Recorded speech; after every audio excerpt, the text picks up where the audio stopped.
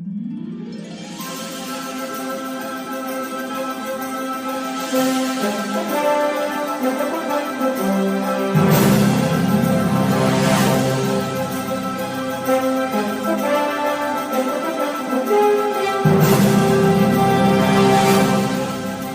hello, everybody. Welcome to the Hyperion Adventures podcast. I'm so happy to have you here with us. My name is Tom Howell.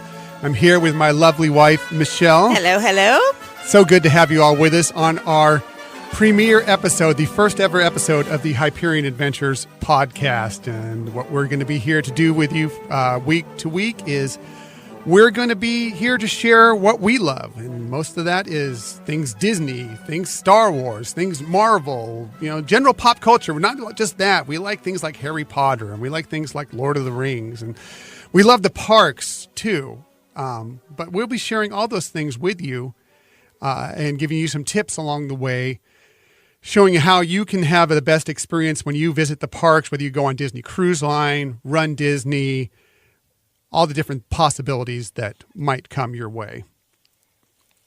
Yeah, it's one of my favorite subjects. And, when you go into my office, all you can see is all kinds of collectibles that I have gotten over the years. And I can never stop talking about anything Disney. So it's a great thing that we're going to be doing here. So since this is our debut episode, what we thought we'd do is introduce ourselves to you. You don't know really us. Maybe some of you do. Some of you are friends of ours or acquaintances. I can say that. Acquaintances of ours from out there in the cyber world. But we are two huge Disney fans, as you could hear from my wife, Michelle, there. And we have done a lot of things Disney. We have done Run Disney. We've done several races. I've done...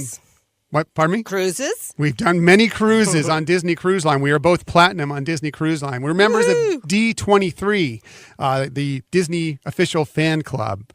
We are Disney Vacation Club members, and we are annual pass holders for both parks.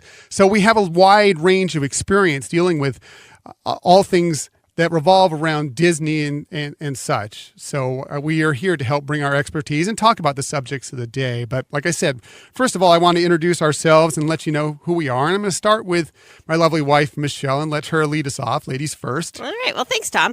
Well, as I mentioned, obviously I have a lot of passion about Disney. Originally, East Coast girl, born in Massachusetts, but fortunately my parents moved to Orlando, and hey, Disney World. Hello. Ta-da!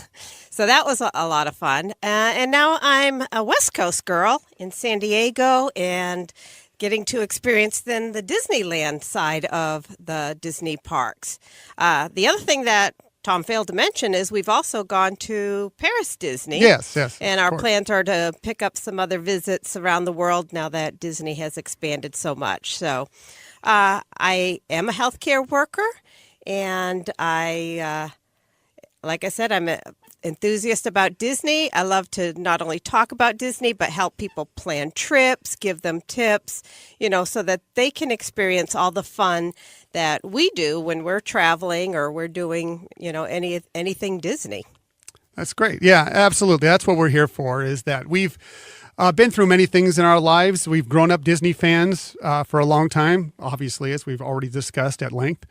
But we've experienced it in different ways. We both have, we met from different relationships, and we have children from different relationships, but we've grown up with them, taking them to the park.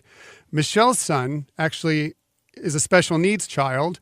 So, she's had to deal with some of that as he's grown up. And so she has some knowledge on, if you have a special needs child, how you might approach some of the parks or the Disney Cruise Line or whatever. Right. And that's what's wonderful about Disney too, is that they do recognize and help support families that have children of special needs.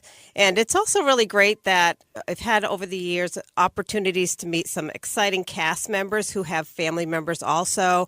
My son has Down syndrome and autism.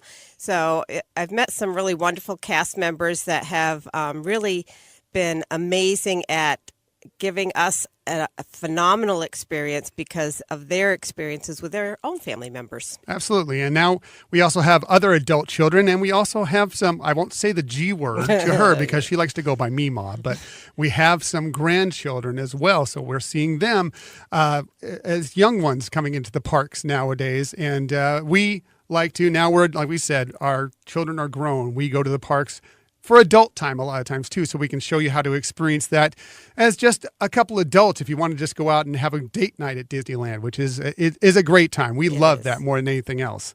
Yes, Disney can really cater to the adults as well as the children, or the children in the adults, I guess I think about it.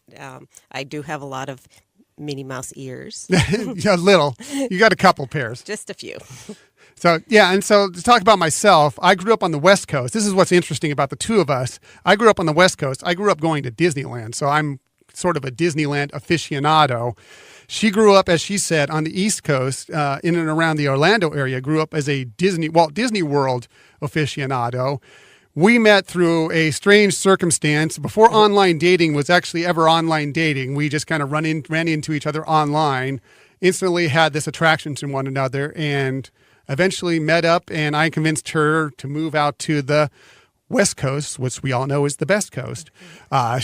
Sorry for all you out there on the East Coast, really. West Coast, best coast. Thing that happened to me, though.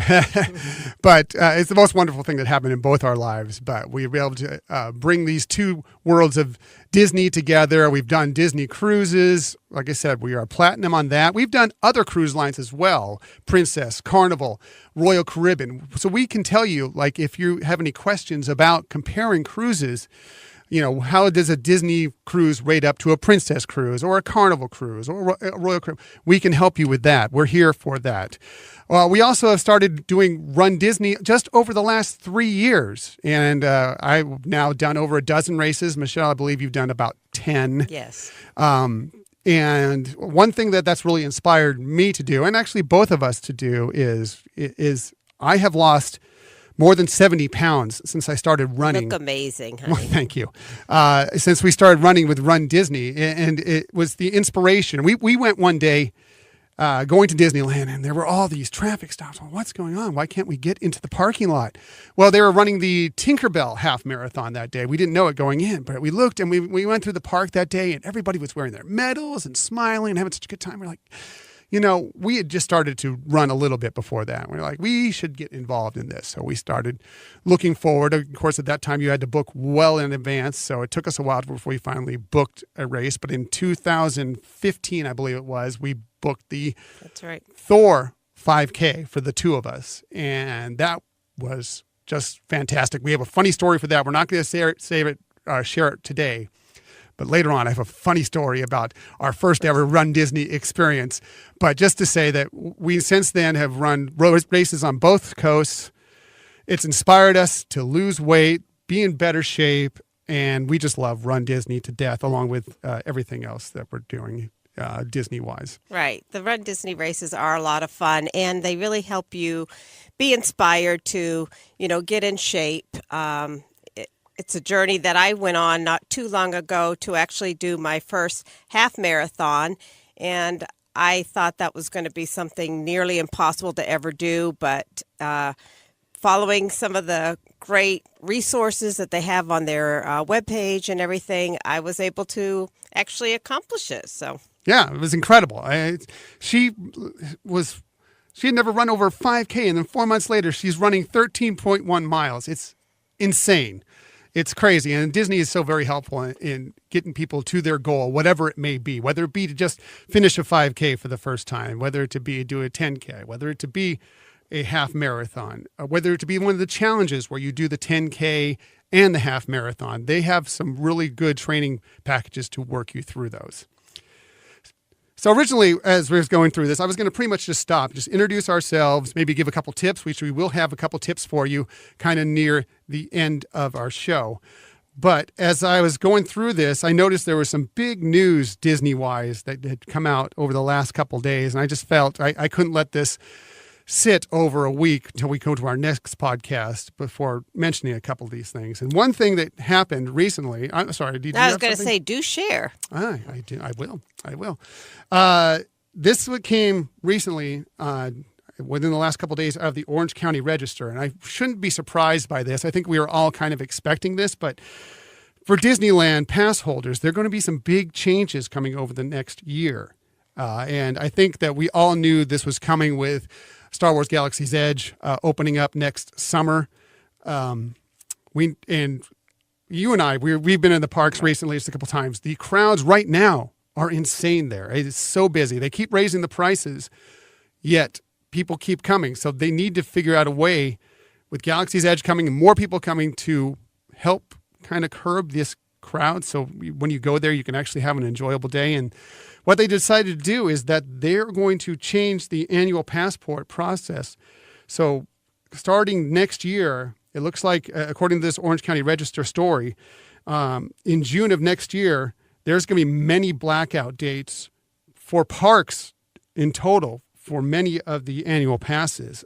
So what it looks like, if you are a Southern California annual passport, which you can only renew right now, you can't buy a new one of these, but you'll be able to, in June of next year, and I'm sure this will extrapolate further on through the summer, you're only going to be allowed to go into Disney California Adventure for 20 dates during the month of June, and you will not be able to go into Disneyland at all during that month if you have that passport.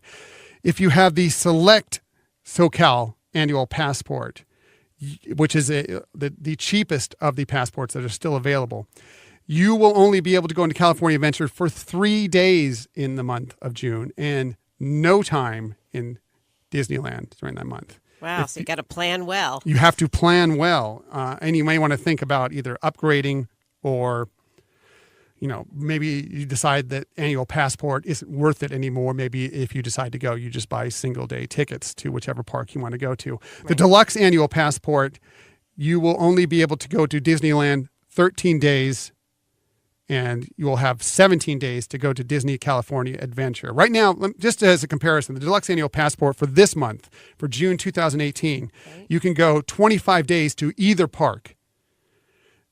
The Select passport, you can go to 4 days at either park. And the SoCal annual passport, you can go 19 days to either park. But again, this is all changing. There will be a lot less people that have these annual passports that will be able to go into Disneyland. And as you and I know, and for those of you that are out, there are people that go to Disney World quite often. That is driven mostly by tourists. There are annual pass holders. Right. There are a lot, but it's not like Disneyland. Disneyland is pretty much run by annual pass holders. So you can tell the difference on blackout dates because it's not that there aren't tourists there, but it's mostly local. Right. So on this new changes, is it blocking out then more than just the weekends? That's what it looks like. Well, obviously, because there are dates that you can't go at all to some of the parks. I haven't actually looked at the calendar yet because I guess the calendar is out it's a 13-month in advance calendar now, so you'll be able to look that far ahead to see what's happening. But obviously, if you can only go to the parks for 20 days in 1 month, to say it's California Adventure for 20 days in 1 month, that's probably doesn't include any weekend days. Right. I would imagine that the Deluxe has at least some weekend days open, but it may not because you only can go 17 days to California Adventure, 13 for Disneyland itself. So yeah, there's going to be a lot of more weekends that are going to be opened up. It's troubling for a lot of people. By the way, the Signature annual passport, the top two, the Signature and the Signature Plus, those are still going to be wide open. If you have spent the money, which it's a lot of money to have one of those, but if you have spent the money for those, you don't have to worry. Nothing's going to change for you. It's for some of these lesser passports. And it's tough. We've seen Disney, as I've spoken earlier, we've seen them continue to raise prices, and people complain all the time, and I understand it. It's tough. It's tough when you look and you're trying to bring something. We bring family members. We have annual passports, but we have family members that come from Arizona or other places, and we look to get them tickets. And you look at how much it is total for a day at the park, and it starts to add up very quickly. And for a lot of people, it's unfortunate that they can't afford it. But at the same time, we go out there, what it's like. Right. It gets really busy, And like you were mentioning, the fact that the annual pass holders really are the ones that are the driving force to a lot of the crowds. Unlike Orlando, here it's so close and easy to get into the parks that even on a regular weekday, you can go out there and it's great. You kind of feel like you have the park to yourself. And then all of a sudden it's about 3:30, and you start noticing a lot more crowds. And that's the annual pass holders that are coming in after kids get out of school. And that's great. And it's a wonderful experience for them. And it's wonderful that they have that opportunity. That's very different than what you see at Florida, because it is just a little bit more of a drive to get actually onto the property there. So we've talked about this in the past. They really do need to look at ways to be able to manage the crowds, to be able to let people have a wonderful time, and yet not price pointed out that it's such an exclusive experience that, only the few who can really afford it can get to go. So actually, it's kind of nice news to hear that they are making some plans. And I'm sure as they roll these things out, they will tweak it. One thing Disney does is they do listen to and respond to what their customers are saying. And with the new Star Wars Land opening up, that's going to bring an enormous amount of crowds. It's going to be crazy. It's going to be insane. And especially considering that the one on the East Coast will not open till later in the fall. There's going to be a lot of people really traveling and excited to come out here to see, the very first Star Wars Land open. And so having some plans is a smart thing to do to make sure people are having a wonderful, wonderful experience. Well, that's the main thing. Again, they keep raising the prices, yet there's people there all the time, so somebody's paying these prices. And yes, it's tough for a lot of people, and I understand it, but if they keep the prices at the rate they were, unless you're going to say, look, at some point of the day, we're just going to close off the park. And, if you go out there and you're planning your day, but maybe you're a little bit late, sometimes you all know, getting these kids together and getting them out the door and getting them into the van and all the way, and then getting parking and getting to the park, you could run later than you planned to get there, and you end up getting there after all that, and the park is closed. Well, this is kind of a way, I guess, to do it where at least it's not going to be, you'll know going in what you're looking at as far as whether or not you can get into the park and such. But it'll be interesting to see how this progresses. I agree with you. I think that they're going to look at this and see how it plays out, and maybe they'll open it up later. But they for Galaxy's Edge, I know I'm excited. I know you're excited. Everybody I know is so excited. We got to go to the Disneyland After Dark Star Wars night. Fun. Yeah, it was actually it was May the 4th or May 3rd into May the 4th. Right. But we got to sit in a panel, and they were showing some pictures of the actual Millennium Falcon that they're going to have there, that you're going to be able to walk next to, that you're going to be able to sit into the cockpit and drive. And it is amazing looking. It is so detailed. I was going to say the amount of detail of every aspect of it, and it looks so freaking crazy fun. I can't wait. I mean, and hey, I'm just excited about Pixar Pier opening later this month. Pixar Pier, and then you talk about a year after that, they're expanding their Marvel area into California Adventure 2, which is, only going to open things up more. So there's a lot of crazy things going on at the Disneyland Resort coming up over the next few years, and they have to do some things to kind of adjust, to just make it be a pleasurable experience. If you're going to spend a lot of money as it is, you want to at least be able to go onto some of these rides and they're doing some other things to help streamline things as well. I mean, they did the Max Pass this year, so it's easier to get Fast Passes while you're there. For those of you who are Walt Disney World aficionados, Fast Passes are everywhere. Fast Pass Plus, every ride in Walt Disney World has a Fast Pass. For you in Disneyland Resort, you don't know that. Only select rides at the Disneyland Resort have Fast Passes, so it's a little trickier to get through some of these rides, but that's helped. And they also now I believe it was just this last week, have finally added the online ordering at the restaurants, which is going to help cut your time when you're in the park, so you don't have to wait in these lines. You can order your food from your phone, from your line as you're waiting to go on Mission Breakout or whatever you're waiting for, Midway Mania, and then pick up your food and go to the next thing. So it's totally convenient. Yeah, there are going to be a lot of things that are going to help streamline in the coming couple years. The next thing I wanted to bring up is that, I don't know if you saw this, but Run Disney, we are big Run Disney fans, they recently had put a hold on all registration for the races that were coming up here over The rest of this year, actually, they'd already let you register for the Wine and Dine, which is the only Walt Disney World race that's still to come this year. But the ones coming up in 2019, they had put a hold on. They were supposed to go on sale a few weeks back, but they had put a hold on, and they said they were trying to streamline the process. Well, apparently they have done that. They've announced the dates for when they're going to allow you to register for a lot of these races. And it looks like now, rather than, going to Disney and then going to a different site to actually register, they have all put it together on Disney's site. And I think that's one of the things they were talking about, streamline, to make it easier for you. You'll be able to pay with a Disney gift card if you want. Nice. You can pay, through the Disney credit card. You can pay. It's just going to make things a lot easier for you. And I kind of like that rather than having this middleman. And of course, I'm sure Disney wants to handle things more themselves in-house, so there are fewer problems. But anyway, so here are the dates coming up for registration for the races. So if you've already registered for the Wine and Dine Half Marathon, you're still good with those. They're going to send you apparently a way to, or show you a link to connect that race registration to the new Disney account. That's another thing with it. You'll be signing in to go into these races. You'll be signing into whatever your Disney login is you'll be using. So you can keep things all within the same kind of area. As far as the Walt Disney World Marathon weekend, which is January 9th through the 13th of next year. It's my birthday. Nice. The pre-sale for annual pass holders, Disney Vacation Club members, and Golden Oaks residents will be on July 17th. It'll open up for general sales on July 19th.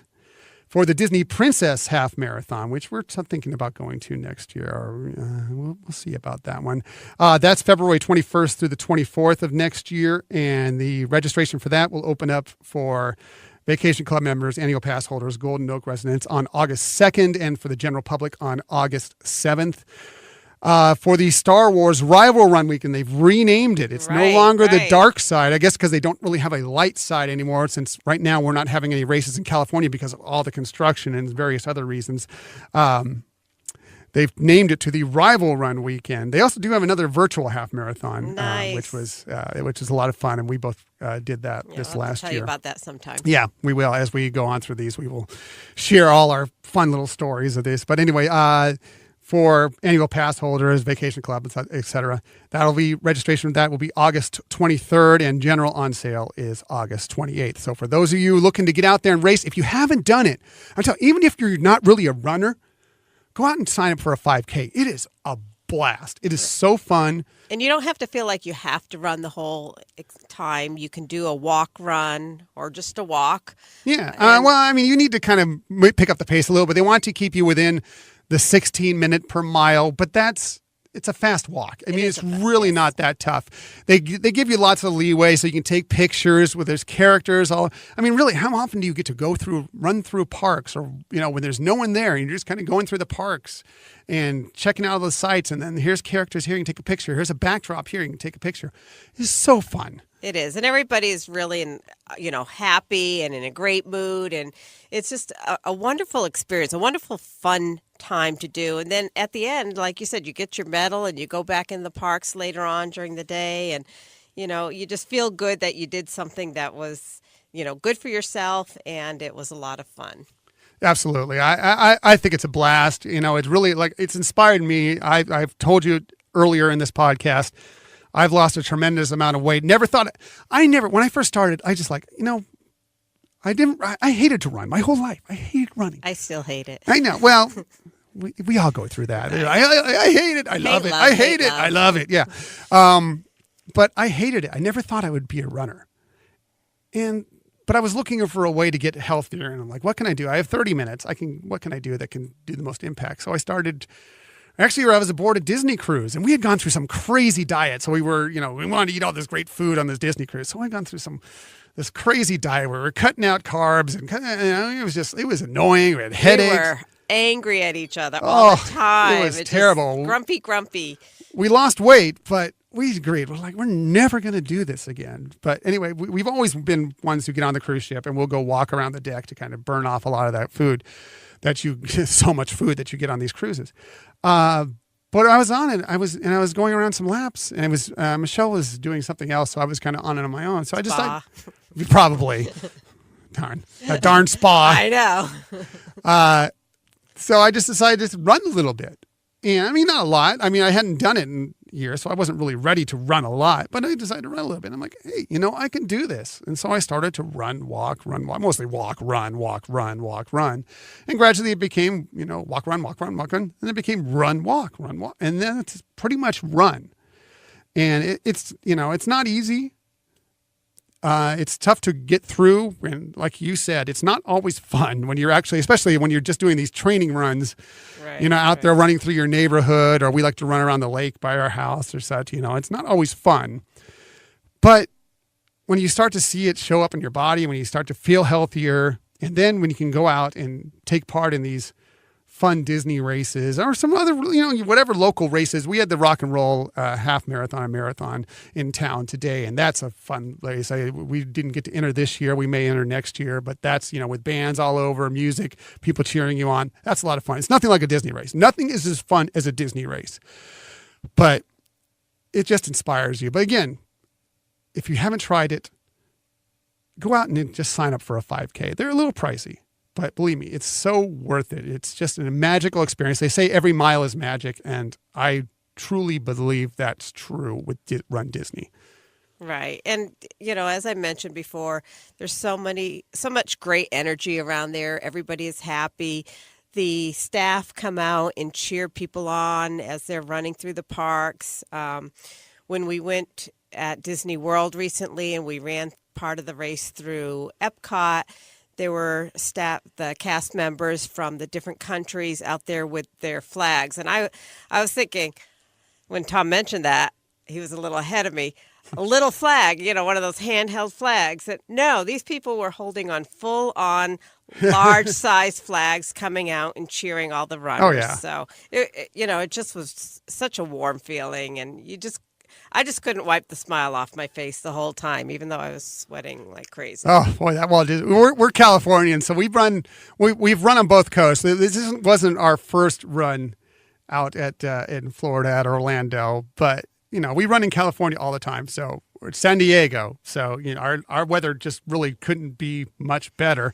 We get out there and there's that humidity. Whew, boy, it takes a toll, but it was crazy. It was a blast. It was a blast, let me tell you. So I think that's the main big. There's a couple other things I could go over, but I think that's good enough for our stories for this week. We can get into more next week with our next podcast. But before we leave, we wanted to be sure and get out, and we're going to do this every week, get out a little park tip or cruise line tip or Run Disney tip, something to kind of help you. And we also want your help with this too. And at the end of this, I'm going to tell you some ways you can contact us. But if you have any questions, comments for us, if you have your own tips, hey, we'd love to hear your tips. There's many of you out there that have your own ways of attacking Disney parks and other possible Disney related areas that could come in handy that maybe we don't know, and we'd love to share those with people as well. Absolutely. So, but anyway, Michelle, do you have a tip for everybody? I do, and I was struggling to narrow it down to which one I was going to talk about, but I thought since we did just introduce East Coast, West Coast, Michelle today, I thought I would give a little bit of a kind of a tip of somebody who is coming from the East Coast, from Florida, who's been to Disney World, to Disneyland. And I've talked to a lot of people, my mom included, who was totally disappointed when they came out here. And and it's just going with the right approach and the right mindset. I mean, Disney World is massive, and it is very spacious. It's got a lot of variety because you have all the different parks and the water parks, and every hotel has a different theme, and it's massive and so cool. And Disneyland, I guess the word charming might fit that. So for me, what made me really like it, or love it, I should say, is having the approach of, this is a historical location. This is where Walt started it all. And so kind of going back and looking at it as, being able to experience actually sitting in rides that Walt was in. And, you don't get that at Disney World. Right. And the other cool thing about it is because it's more condensed, is in Disneyland, which in my brain is equivalent to Magic Kingdom over at Disney World. In the Disneyland park, there's a lot of things that you would have to go to multiple parks in Orlando for. So, when you talk about like Star Tours and those kind of rides, you'd have to go to different parks. So they're all here. And so I think that if you kind of have that mindset that you got to, first of all, know it is small in comparison. Yeah. The castle is small. So again, going in there prepared mentally that, hey, what you're going to see is not Disney World. You're going to go see the start of this organization. And it does still have some things that are very unique here. The different types of rides, like Mission Breakout, which is, that was the Tower of Terror. For those of you on Walt Disney World, the Tower of Terror. Well, Mission Breakout is the Guardians of the Galaxy version of that. They've taken the Tower of Terror here and developed it into it's a bit more exciting ride. I mean, Tower of Terror is great. This thing is really fun, but there's lots of rides that are in different parks that all are combined together. And I agree with you. If you've only been to Walt Disney World, you may come to Disneyland at first and be like, oh, it's a little small and everything. But you got to remember also that, this was Walt's original dream. Think of it in that way. Think of it nostalgically. Think about the fact that he threw this thing together. I mean, obviously they've expanded and built it out more, but the original park itself, he built in, I believe it was just 1 year. So they had to cut some corners and do some tricks with some things to make things work. But on the other side, for those of us from the West Coast, and I'd gone through this for a while too, and I know my family is like this, and we're trying to convince them, if you've only been to Disneyland, okay, this is one thing about Disneyland, I'll tell you, that if you do more than like 3 straight days in Disneyland, it can get, it's a little much. 3, maybe 4 tops, but 3 days, you got everything done over a couple times, okay?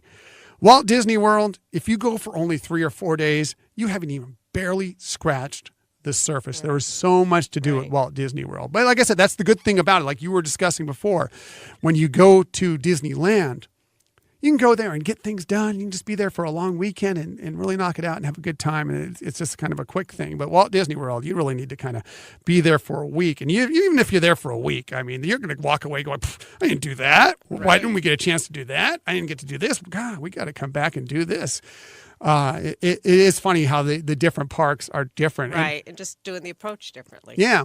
And, for that minute, Disneyland Paris is a lot kind of like, I kind of compare it more like Disneyland in the fact that it is also very small and compact. Although Disney has finally bought up the shares of that park. It was, they were, kind of just advisors, consultants there, and some other people owned most of it. Well, they saw how it was kind of falling off, and they've decided to just go ahead and purchase up the rest of those stocks. They've thrown $1 billion into that place, and they're doing all sorts of new things. And I expect the next time we go back, we've been there twice. I expect the next time we go back, it'll be a much different experience. So my tip for you is actually not so much a tip. And it's for those of you who it's more of a little secret. And, it's not like it's a secret that's not known. It is out there, some people, but maybe you don't know this. And it takes place. I know you know this. It's at the Disneyland Resort. And for those of us that are there, maybe you're with your kids and they love this ride. Michelle's son, my stepson, Scott, he loves this ride.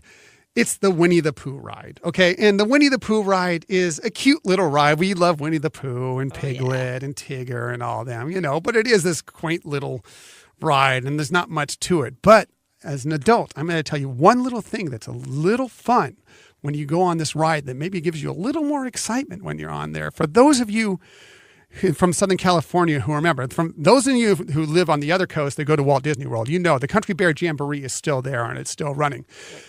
For those of you in a Disneyland resort, you may remember the Country Bear Jamboree, and it's not there anymore. But it was replaced by the Winnie the Pooh ride in that exact same spot.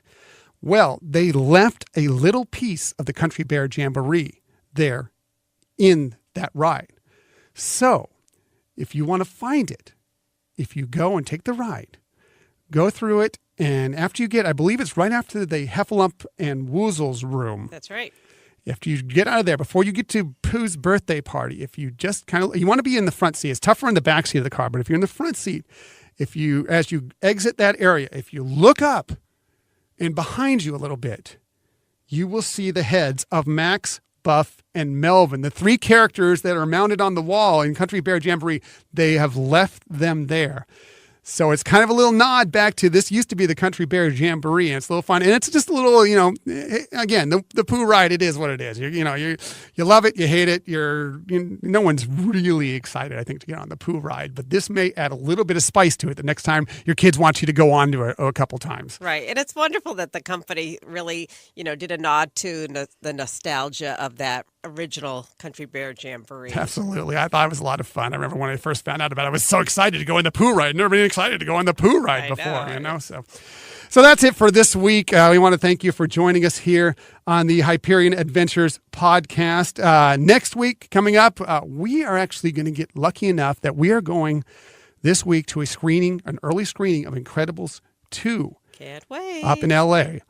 So we will, you'll be able to see it online. We'll have maybe some quick little, just a little teaser of it, but we will give a spoiler-free review here on the podcast next week. And of course, seems like there's Disney stories coming out all the time now, especially with summer hitting here. So we will be talking about all that stuff that happened. And you can also follow us throughout the week. We'll post these stories that we may be talking about.